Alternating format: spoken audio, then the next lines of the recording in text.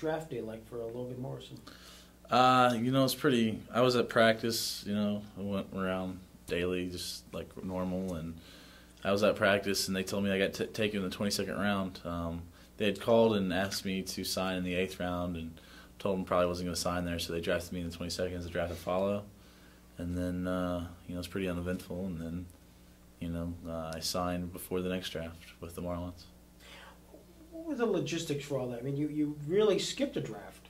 Well, yeah, it wasn't like you skipped a draft. I just signed before the next draft, so they gave me like that year of college eligibility that I could play, Right. develop still, kind of like I would say like a prep year, high school type deal, and then signed afterwards before the next draft and right before the deadline. Yeah. And Zach Bird, he used to stand on his head before start. Stand on his head? Stand on his head. During the warm-ups or what? During warm-ups, yep, before the game, yep. Unbelievable. One of the cards is George Sisson. What do you think of George Sisson? George, he's a good guy for sure. He let me stay in his house when I was up here. Came up here, there wasn't any more room left, and stayed with George, and it's a good deal. His family's awesome.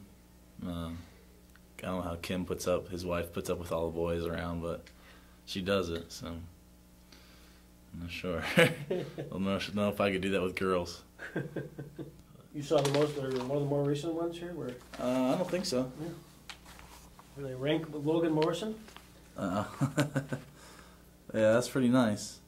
I mean, that's pretty significant ranking there. Yeah. When you read the write-up of you, in your ranking, is that you? Yeah, I mean, that sounds pretty good. I don't see anything wrong with that I could pick out. What would if you had to add value to it, or what would you add to it? Yeah, I don't know. That's a tough question because I just try to go out there and play. I'm not worried about what everybody else says and the media and all that. But, it's nice to get good things said about you for sure. Yeah. Well, they kind of get a sense, as do the Internet. Last year was sort of a breakout year for you. Yeah, well, hopefully it's, I keep breaking out and keep staying that way, through that path for sure. If you had a timeline in your style, what would you be to get to the majors? If out of spring training, for sure. Definitely, yeah. Someday, or in probably, 2007, when your picture's on a baseball card. What's that like? This is the ultimate calling card for a guy who wants to be in a professional baseball. Yeah, I mean, when you're little, you see all these guys in baseball cards, and you're like, oh, that's cool. But once you get to be, about the game, and you get in the, it's just like, oh, yeah, you're on a baseball card. You sign them, stuff like that. It's, you're not worried about it. You're trying to get to the big leagues, so you don't care about your baseball cards. Yeah. And, half the other, most of the people, unless they're really fanatical about it, they don't know who you are. And it's a good reason, because it's what they say is the only league that ever matters, the only league that anybody cares about is the big league. So all this stuff that I got this year doesn't mean crap because I haven't done it in the big league. So have you collected anything along the way, just as sort of memorabilia? Yeah, Ryne Sandberg was my coach out in the fall league, and got some autographed balls from him. Reggie Jackson, that was pretty cool. I hit for the cycle out in the fall league, so I kept that. The ball I hit the triple with was the last ball I needed. Last thing I needed was a triple, so I kept that ball. You were staying at third, even if it was going to be an inside the park home run. No, I had to. Trust me, that won't happen. I had to hustle to get to third. So the funniest thing. The Fanatic was in Clearwater, and we played out there this year, and he had the four-wheeler going around, and I was out there stretching. I was the last one on the line before the game, and he's talking to me. He's like, "Hey, Hoss, get on this. Go ahead and ride." I'm like, "No, I can't, man. I'll get in trouble." My manager will be like, "Oh, nobody's out here. Nobody will care." So got on it, rode it to the dugout. My manager's in there cussing me out. "Get off the thing. Get off." I was just laughing. It was fun. We ended up winning that game. Good thing, because if I didn't, then I ended up having a decent game. But if I didn't, then something might have been Yeah. going down there, but it's all right. Worked out good. George Brett was probably a role model for me as far as the way he played the game. Always hustled, always played hard, and was real intense.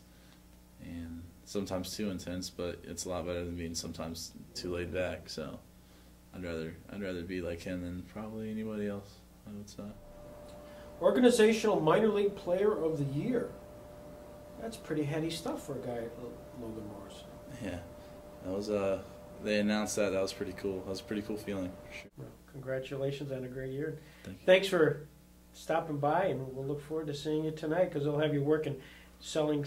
You know, you pick up auction items. You'll be kissing the young women. Nice. All right. Good stuff in baseball. Yeah, it's getting kind of hot on the stove right now. Curfew? Yeah, I did that a couple times, but let's just leave it at that. Yeah, I broke curfew a couple times and got fined and had to run a lot, so don't break curfew. Greece, when you get that call and you say, hey, you're going to represent the Marlins there. Yeah, that was awesome. They only take like 6 guys from the organizations, and usually, well, they all have to be from Double A except for one guy, and it was awesome that they chose me for sure, and felt honored. It was a privilege, and you know, I just hopefully I wouldn't mess up, and I represented them well, and I think I did that all right. So, tell me who your hitting coach was in the Arizona Fall. Ryne Sandberg, yeah, and he was awesome, man. Because anything, he didn't speak much, but when he did, it was like, okay, yeah, I got it. Okay, I'll do that. Give me pulling pants out. Okay, yeah. He didn't say that. I probably would have done it. I probably would have done it. It's always exciting for us to be able to have this little bit of influence in Logan Morrison as he goes forward. It's great when Chris Volstead comes back, or the Gabby Sanchez.